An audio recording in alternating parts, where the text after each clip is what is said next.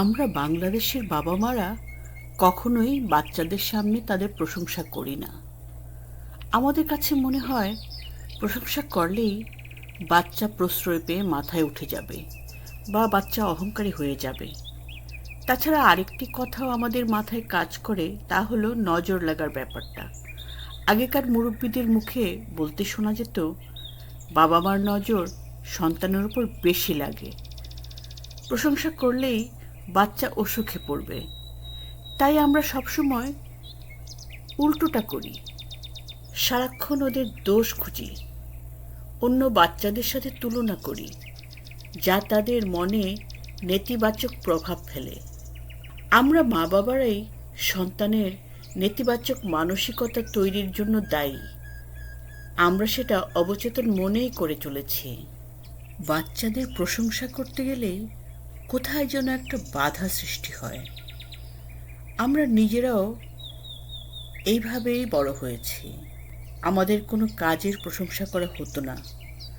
পরীক্ষায় ভালো রেজাল্ট করলেও সবাই বলতো আরও ভালো করতে হবে।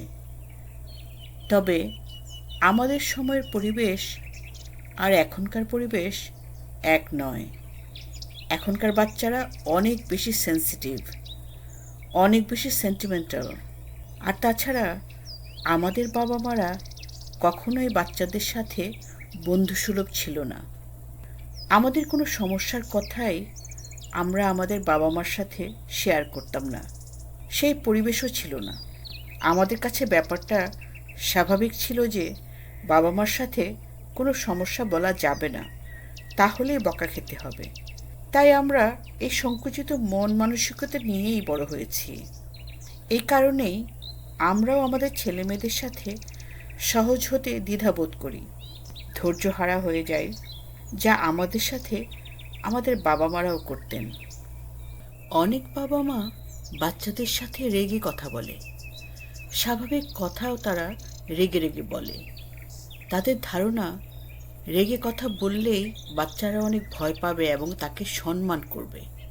বাবা মা যখন বাচ্চাদের সাথে সবসময় ধমক দিয়ে কথা বলে, তখন দেখা যায় বাচ্চারা অনেক কিছুই বাবা মার কাছ থেকে লুকোতে শুরু করে, মিথ্যা বলা শুরু করে।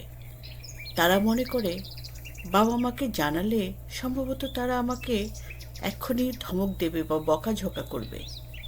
ফলে এমন অনেক জিনিস আপনার কাছ থেকে লুকিয়ে যাবে, যেগুলো হয়তো আপনি জানলে তার কোনো ক্ষতি হতো না।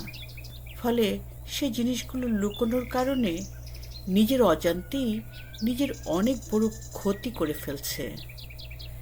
বাচ্চাদের সাথে সহজ সাবলীল সম্পর্ক গড়ে তুলতে হবে। শান্ত থাকতে হবে, ধৈর্য নিয়ে তাদের কথা শুনতে হবে, তাদেরকে সময় দিতে হবে।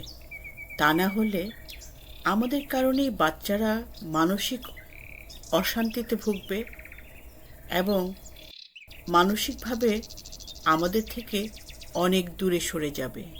অথচ যুগ পাল্টেছে, বাবা মার চিন্তা ভাবনাও বদলেছে। আমাদের আগের ভাবনাগুলো আমাদের সমাজের সাথে এমনভাবে মিশে গেছে যে আমরা এই গণ্ডির বাইরে যেতে ভয় পাই। অথচ চাইল্ড সাইকোলজি বলে বাচ্চারা বাবা মার প্রশংসা পেতে সারা জীবন উন্মুখ হয়ে থাকে। অন্য কারো চেয়ে বাবা মা যখন ভালো বলে, তখন সেই বাচ্চার আনন্দ অনেক অনেক বেশি হয়। তাই সন্তানকে প্রতিদিন এই কথাগুলো বলুন, তুমি খুব বুদ্ধিমান, তুমি সত্যিই সেরা, তুমি পরিশ্রমী আর ভদ্র, এটা তোমার সবচেয়ে বড় গুণ, তুমি নিজের কাজ নিজেই করতে পারো, আমি তোমার উপর ভরসা রাখি। বিশ্বাস করুন, প্রতিদিনের এই ইতিবাচক কথাগুলোই তাকে গড়ে তুলবে ভদ্র, পরিশ্রমী আর বুদ্ধিদীপ্ত এক সুন্দর মনের মানুষ রূপে।